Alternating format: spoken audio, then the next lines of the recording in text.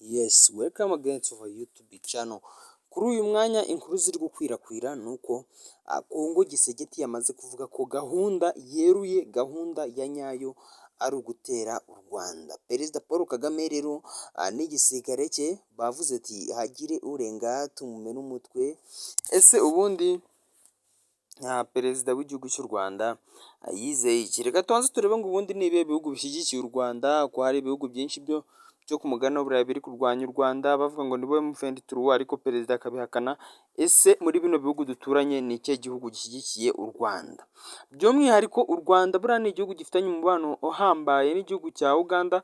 Uganda byonyine yavuze ko igomba gutabara igihugu cy'u Rwanda uko byagenda kose, kubera ko u Rwanda ni kimwe mu bihugu byafashije Uganda mu kubona ubwigenge mu mwaka w'1964. Iki ngiki rero akaba ari ikintu cyakomeye cyane, gituma u Rwanda na Uganda bagira umubano uhambaye, ku buryo gutya Uganda ivuga ngo perezida w'igihugu cy'u Rwanda aramutse ahuye n'ikibazo, Museveni yavuze ko yiteguye kuza kumufasha rwose nta kibazo. Ibi ngibi rero bigashimangira ko ubwo ngubwo u Rwanda ruri kumwe n'igihugu cya Uganda kuri zino mpande z'intambara, naho igihugu cya Kongo kikaba ari igihugu nk'uko bisanzwe gishyigikiwe n'u Burundi, ndetse iki gihugu kikaba gishyigikiwe n'igihugu cya South Africa. Ariko perezida w'u Rwanda yavuze ko ntabwo bafite, niba biteguye kurwana rwose nibaze tujye mu mirwano gusa. By'umwihariko impamvu ngo iyi ntambara igiye kuba ni uko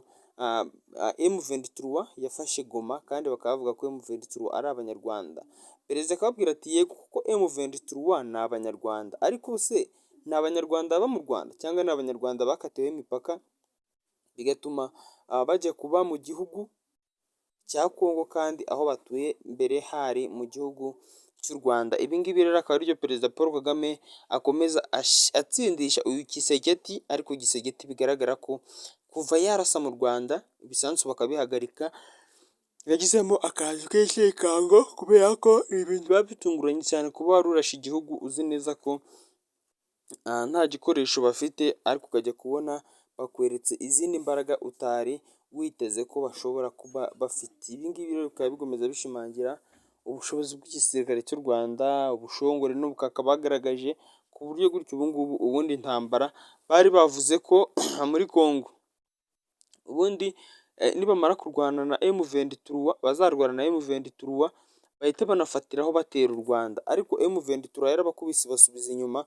bituma gahunda bari bafite yo kumara gutsinda M23 bahita bakomerezaho banaza mu Rwanda ipfuba, kubera ko igihugu cy'u Rwanda cyabyitwayemo neza, ndetse M23 ikubita abasirikare ba Kongo n'abacancuro bose bari bazanye, ku buryo abacancuro bose batashye banyuze mu gihugu cy'u Rwanda.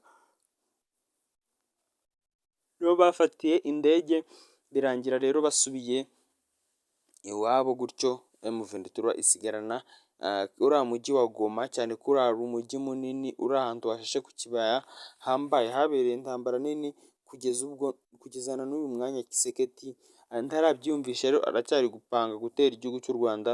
Ariko perezida Paul Kagame akomeje kuvuga ngo hagire upima gusa tumwereke icyo tumukorera.